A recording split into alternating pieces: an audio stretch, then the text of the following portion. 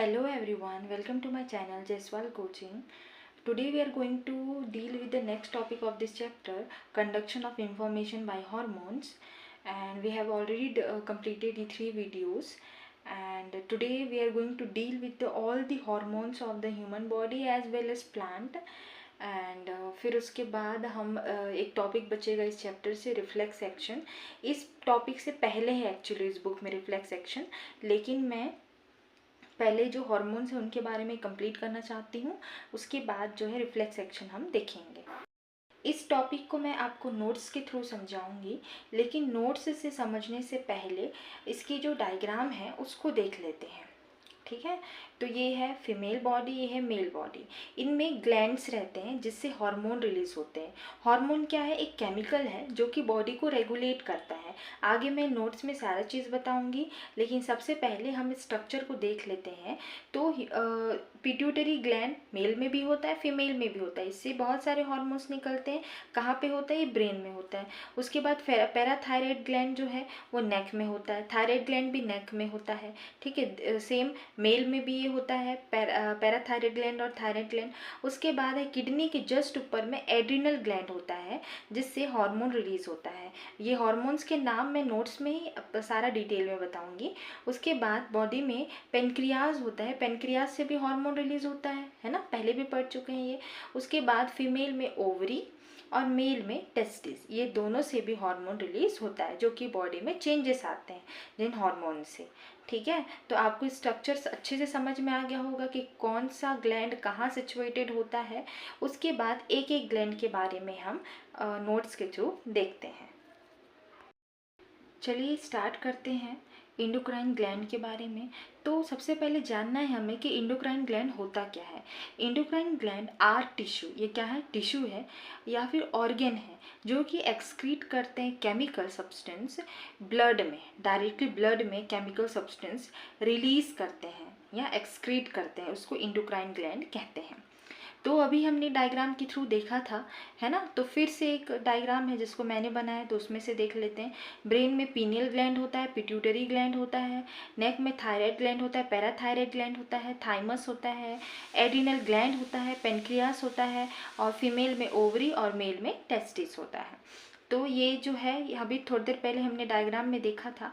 अब उसके बाद जो ग्लैंड्स हैं उनके बारे में एक एक करके देखते हैं, उनके फंक्शन जानते हैं.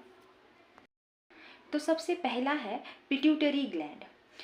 तो जानते हैं पिट्यूटरी ग्लैंड के बारे में. फर्स्ट पॉइंट है enclosed deep within the skull. Skull के अंदर में रहता है. अब आपको पता है स्कल कहाँ होता है, राइट. तो पिट्यूटरी ग्लैंड जो है वो कहाँ होता है? स्कल के अंदर में होता है ना, ब्रेन में स्कल के अंदर में होता है. उसके बाद इसका जो साइज है वो पी साइज होता है, मतलब बहुत छोटा होता है. ठीक है, और इसी पिट्यूटरी ग्लैंड का जो एंटीरियर पोर्शन है वो हार्मोन रिलीज करता है, और जो इसके बाहर वाला पोर्शन है मतलब पोस्टीरियर पोर्शन जो है इस पिट्यूटरी ग्लैंड का वो न्यूरल लिंक करता है, मतलब नर्व्स से अटैच रहता है. आपने क्या समझा? ये मतलब पी शेप का क्या है? पिट्यूटरी ग्लैंड है.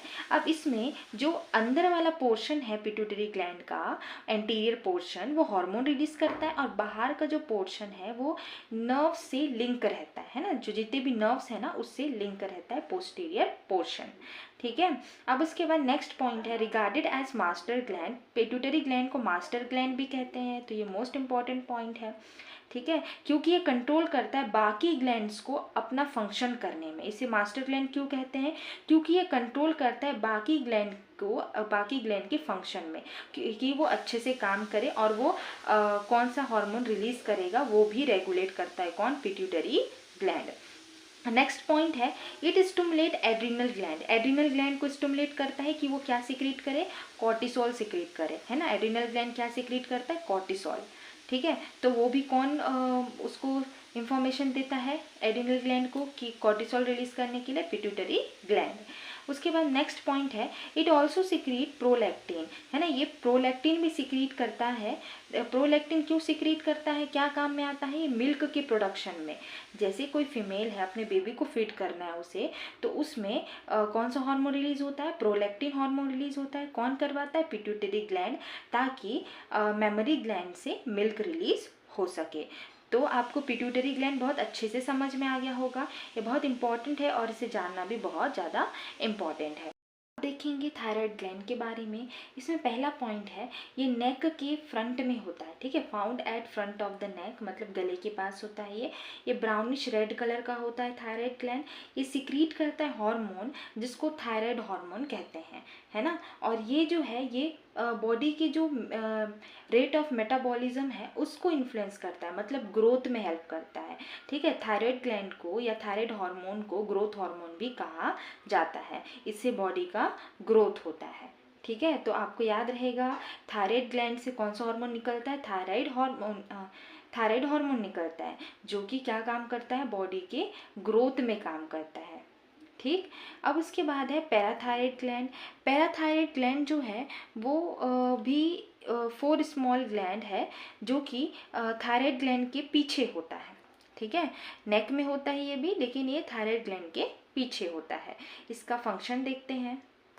इसका फंक्शन क्या है पैराथायराइड ग्लैंड का, influence the calcium level in the body by producing a hormone called parathyroid hormone, ठीक है। तो ये कैल्शियम लेवल को ये क्या करता है, ये इन्फ्लुएंस करता है बॉडी में कि कितना कैल्शियम लेवल हो, मतलब ज़्यादा होना कम होना, तो वो किसके कारण होता है, पैराथायराइड हार्मोन के कारण होता है। Sometimes gland produces excess parathyroid hormone, it can have negative effect such as brittle bones and kidney stone, ठीक है। अगर ये ग्लैंड जो है पैराथायराइड हार्मोन पैराथायराइड ग्लैंड जो है, अगर ये पैराथायराइड हार्मोन ज़्यादा रिलीज़ करता है तो इससे किडनी में स्टोन भी हो सकता है और बोन भी ब्रिटल हो जाएगा। समझ में आया। तो इसके नेगेटिव इफ़ेक्ट भी होते हैं। तो कोई भी हार्मोन ज़्यादा रिलीज़ होने से भी दिक्कत कॉज करता है और कम रिलीज़ होने से भी दिक्कत कॉज करता है। तो क्या होना चाहिए, एक इक्वल अमाउंट में या फिर एक नॉर्मल अमाउंट में बॉडी में रिलीज़ होना ज़्यादा अच्छा होता है। तो आपको पैराथायराइड ग्लैंड के बारे में भी पता चल गया होगा, ठीक है। ये क्या करता है, कैल्शियम लेवल को मेंटेन करता है। इसके होने से या ज़्यादा होने से नेगेटिव इफेक्ट भी पड़ता है बॉडी में। चलिए नेक्स्ट टॉपिक है एड्रिनल ग्लैंड। तो ये कहाँ होता है, ये किडनी के टॉप में प्रेजेंट रहता है और इसमें से लगभग 150 हार्मोन्स रिलीज होते हैं। तो सबसे वेल नोन जो है ना, जो ज़्यादा पॉपुलर है वो कौन सा है, एड्रिनलिन। तो एड्रिनलिन का काम क्या है, ये फाइट रिस्पॉन्स को ट्रिगर करता है। जैसे कि हमारे साथ कोई भी ऐसा कंडीशन आ जा रहा है, हम किसी से डर जा रहे हैं या कोई चीज़ से डर जा रहे हैं, तो वो मेंटेन कौन करेगा, कौन सा ऐसा हार्मोन है जो हमारे बॉडी को मेंटेन करेगा, रिलैक्स करेगा, वो है एड्रिनलिन, ठीक है। इसको स्ट्रेस हार्मोन भी कहते हैं क्योंकि ये ऑर्गेनिज्म को हेल्प करता है डेंजरस सिचुएशन में अपने आप को स्टेबल रखने के लिए, है ना। डेंजरस सिचुएशन को फेस कर पाने के लिए ये हार्मोन जो है वो रिलीज होता है, ठीक है। अब ये कैसे करता होगा, ये जो है ये ब्लड शुगर लेवल को इंक्रीज़ कर देता है बॉडी में, है ना, और ब्लड सप्लाई को इंक्रीज़ कर देता है मसल में और लिम्स में, ठीक है। और जो प्यूपिल्स है, हमारे आँख के जो प्यूपिल्स है वो भी क्या हो जाते हैं, वो डायलेट हो जाते हैं, है ना। हार्ट रेट इंक्रीज़ हो जाता है और जो जॉ मसल है वो एकदम ज़्यादा टाइट हो जाता है। तो वो कौन से हार्मोन रिलीज़ होने के कारण है, एड्रिनल ग्लैंड से एड्रिनलिन हार्मोन रिलीज़ होने के कारण है। तो आपको एड्रिनल ग्लैंड बहुत अच्छे से समझ में आ गया होगा। ये कहाँ सिचुएटेड रहता है, ये किडनी के ऊपर में सिचुएटेड रहता है, ठीक है। इसका काम क्या है, ये फाइट रिस्पॉन्स को ट्रिगर करता है या फिर डेंजरस सिचुएशन को फेस करने में हेल्प करता है एड्रिनल ग्लैंड। उसके बाद हम देखेंगे पेनक्रियाज। पेनक्रियाज में देखते हैं ये स्टमक के पीछे होता है और ये किसका फंक्शन क्या है, ये डाइजेस्टिव एंजाइम प्रोड्यूस करता है ना, और प्रोड्यूस करता है हार्मोन जैसे कि इंसुलिन हार्मोन और ग्लूकोजन, ठीक है। इंसुलिन हार्मोन क्या करता है, help to regulate the blood glucose level in body from getting too high.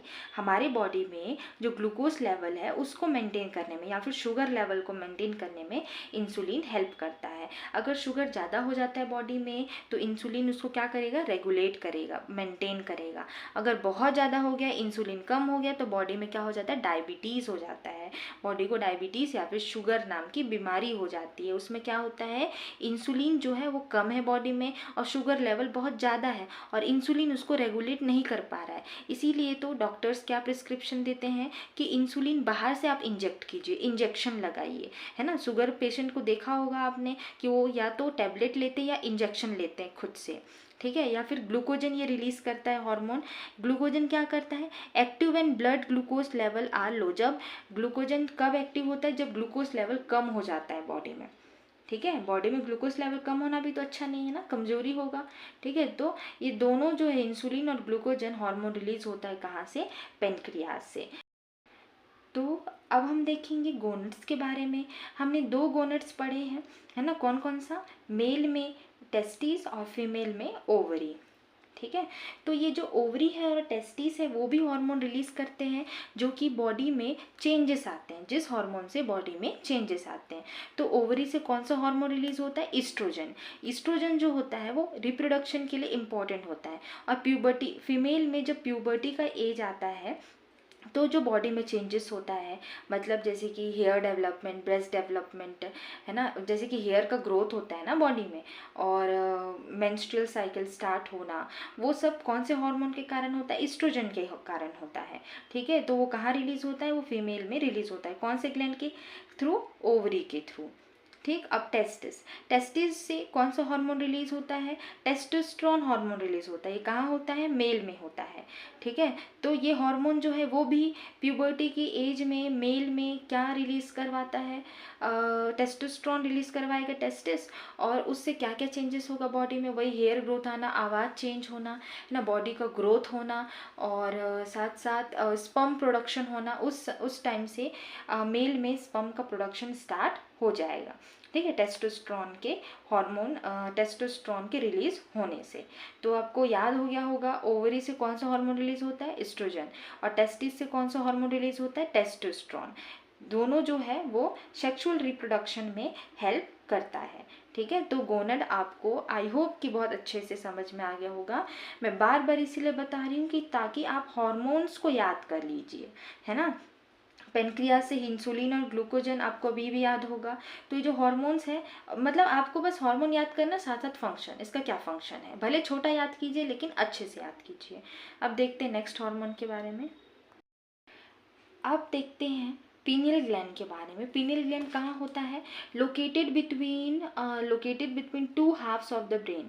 Brain के जो 2 हाफ्स है, हमको पता है 2 हाफ में बटा हुआ है ब्रेन, उसमें से जो बीच में पीनियल ग्लैंड प्रेजेंट रहता है। इसको थर्ड आई भी कहा जाता है, क्योंकि हमारे हिस्ट्री में जैसे शिव जी की तीसरी आँख थी ना, वैसे ही बोला जाता है कि जो पीनियल ग्लैंड है वो थर्ड आई है, ठीक है, क्योंकि ये 2 ब्रेन के बीच में, 2 हाफ ऑफ द ब्रेन के बीच में है।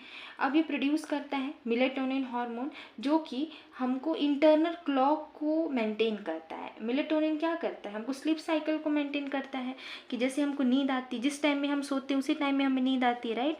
तो अगर हमको बोल दिया जाएगा कि दिन में सोइए करके, तो नहीं आएगा नींद, है ना, क्योंकि हमें आदत है रात को सोने की। हमारा जो क्लॉक है वो जान चुका है कि ये बॉडी रात को सोता, मतलब इस टाइम में सोता है, ठीक है। ये रात दिन वाला नहीं, मतलब टाइमिंग हिसाब से कि आप किस टाइम में सोते हैं, किस टाइम में उठते हैं, वो जो है बिना क्लॉक के भी, बिना अलार्म के भी उठ जाते हैं, है ना। वो किसके कारण, मेलेटोनिन हार्मोन के कारण, ठीक है। Also known as circadian rhythm, इसको सर्कैडियन रिदम भी कहा जाता है, क्योंकि ये बॉडी स्लीप या वेक साइकिल को इन्फ्लुएंस करता है। तो पीनियल ग्लैंड से कौन सा हार्मोन रिलीज होता है, मेलेटोनिन हार्मोन रिलीज होता है, स्लीप साइकिल को रेगुलेट करता है। इसको सर्कैडियन रिदम भी कहते हैं, इस मेलेटोनिन हार्मोन को सर्कैडियन रिदम भी कहा जाता है। तो पीनियल ग्लैंड आपको बहुत अच्छे से समझ में आ गया होगा। अब हम आगे देखेंगे कि कंट्रोल एंड कोऑर्डिनेशन प्लांट में कैसे होता है। तो कंट्रोल एंड कोऑर्डिनेशन प्लांट में हम जानने वाले हैं, ये प्रोसेस है जिसमें प्लांट जो है ग्रोथ को रेगुलेट करता है, डेवलपमेंट होता है प्लांट के बॉडी में, है ना। इन्वायरमेंट को भी रिस्पॉन्स करता है, मतलब ठंडी को झेलता है, गर्मी को झेलता है, ज़्यादा गर्मी को झेलता है, ज़्यादा ठंड को झेलता है। तो वो सब कुछ तो रिलीज होता होगा ना प्लांट के बॉडी में भी, उसी के कारण तो वो अपने बॉडी को रेगुलेट कर पा रहा है। तो ऐसे this process is essential for the plant to, ये प्रोसेस बहुत ज़्यादा एसेंशियल होता है प्लांट के लिए अपने आप को बैलेंस करने के लिए, ठीक है। तो इसमें भी हार्मोन रिलीज़ होता है। मैं फिर से बोल रही हूँ कि प्लांट के जो हार्मोन्स हैं और एनिमल्स के जो हार्मोन्स या फिर ह्यूमन के जो हार्मोन हैं वो याद रखना बहुत ज़्यादा ज़रूरी है, ठीक है। तो अब हम प्लांट के जो हार्मोन हैं उसके बारे में देखने वाले हैं। तो बुक में सिर्फ 4 हार्मोन्स के बारे में दिया हुआ है प्लांट का, और ये 4 हार्मोन्स ही पूछे जाते हैं, तो आप अच्छे से इसे याद कीजिएगा। तो प्लांट में ऑक्सिन रिलीज होता है, गिबरलिन रिलीज होता है, आप जिबरलिन बोलिए या गिबरलिन बोलिए, मैं तो गिबरलिन बोलती हूँ। उसके बाद साइटोकाइनिन रिलीज होता है और एब्सिसिक एसिड रिलीज होता है। तो ऑक्सिन जो है सबसे पहले इसका कहाँ से रिलीज होता है और इसका क्या काम है वो हमें जानना है। तो ये कहाँ पे होता है, ये स्टेम के मतलब स्टेम के सबसे टिप में होता है। अगर ये स्टेम है ना, तो उसके जो टिप में ये ऑक्सिन हार्मोन रिलीज होता है जिससे प्लांट का ग्रोथ होता है, मतलब प्लांट और ज़्यादा लंबा होता है। तो कौन से हार्मोन से होता है, वो ऑक्सिन हार्मोन से होता है। कहाँ होता है, ये स्टेम के टिप में होता है, ठीक है। और जो जिबरलिन है या गिबरलिन है, ये जो है वो कहाँ होता है, concern with the growth of the stem, seed germination and flowering. ये क्या में हेल्प करता है, सीड के जर्मिनेशन में हेल्प करता है, फ्लावरिंग में हेल्प करता है, और ये जो स्टेम का जो ग्रोथ है ना, स्टेम का जो ग्रोथ है या गर्थ, जो गर्थ बोलते हैं ना उसको, मोटाई, उसको बढ़ाने में हेल्प करता है गिबरलिन, ठीक है, या सीड जर्मिनेशन या फ्लावरिंग में हेल्प करता है, आपको याद रखना है। और उसके बाद है साइटोकाइनिन। साइटोकाइनिन जो है वो सेल डिवीजन करता है ना। फ्रूट, जो छोटा सा फ्रूट बड़ा फ्रूट बनता है, राइट, तो उसमें भी सेल डिवीजन हुआ होगा। तो सेल डिवीजन में कौन हेल्प करता है, साइटोकाइनिन हेल्प करता है। सीड भी बनता है ना, छोटा सा सीड से बड़ा सीड बन रहा है, तो भी सेल डिवीजन के कारण हो रहा है। तो वो कौन सा हार्मोन वहाँ पे रिस्पॉन्सिबल है, साइटोकाइनिन रिस्पॉन्सिबल है। और ये also help in opening of stomata, stomata को ओपन होने में भी हेल्प करता है साइटोकाइनिन। अब लास्ट हार्मोन है एब्सिसिक एसिड। एब्सिसिक एसिड जो है वो इसको पूछा ही जाता है, मोस्ट इम्पॉर्टेंट है, ये पूछा ही जाता है। क्यों, क्योंकि ये जो प्लांट की ग्रोथ को इनहिबिट करता है, मतलब रोकता है, उसकी हाइट को बढ़ने नहीं देता है। आपने देखा होगा बहुत सारे ऐसे पुराने पेड़ हैं जिनकी हाइट जो है वो रुक जाती है, वो उससे ज़्यादा हाइटेड नहीं हो पाते हैं। क्यों, क्योंकि उनमें एक एसिड रिलीज हुआ है या हार्मोन रिलीज हुआ है जिसका नाम है एब्सिसिक एसिड, ठीक है। वो जो है प्लांट की ग्रोथ को इनहिबिट करता है, उसको बढ़ने नहीं देता है, ठीक। और ये मतलब ये रिस्पॉन्सिबल होता है, स्टोमेटा के क्लोजर में भी रिस्पॉन्सिबल होता है। स्टोमेटा कैसे क्लोज होगा, क्या है, उसमें भी रिस्पॉन्सिबल होता है। लेकिन ये सबसे इम्पॉर्टेंट उसका काम है कि वो प्लांट के ग्रोथ को रोकता है, एब्सिसिक एसिड। तो कितने हार्मोन्स हमने पढ़े प्लांट में, 4 हार्मोन्स, कौन कौन से, ऑक्सिन, गिबरलिन, साइटोकाइनिन और एब्सिसिक एसिड। आई होप कि आपको बहुत अच्छे से समझ में आया होगा, है ना, दोनों प्लांट के जो हार्मोन्स हैं और ह्यूमन के हार्मोन और उनके फंक्शन, क्योंकि ये बहुत इंपॉर्टेंट है, ये बोर्ड एग्जाम में पूछे जाते हैं। So you must know about all the hormones, ठीक है। तो मैंने बहुत कोशिश किया कि बहुत अच्छे से समझाऊं। अगर आपको नहीं समझ आया है तो आप मुझे कमेंट करके बताइएगा, मैं फिर से समझाऊंगी। और अगर आपको मेरे वीडियोस अच्छे लग रहे हैं तो सब्सक्राइब कीजिए, लाइक कीजिए, शेयर कीजिए, और नेक्स्ट वीडियो तक वेट कीजिए ना। तब तक के लिए bye, have a good day.